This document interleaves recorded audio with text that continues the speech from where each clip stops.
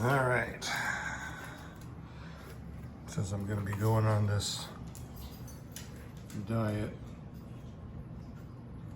seems like I'm gaining weight every day. 237.8.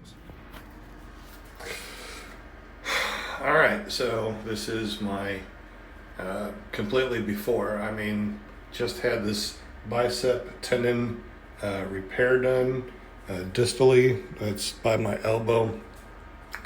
Decided to go on a strength training regimen and diet. It is almost noon and went to Target to get a couple of things, and pain is tolerable today.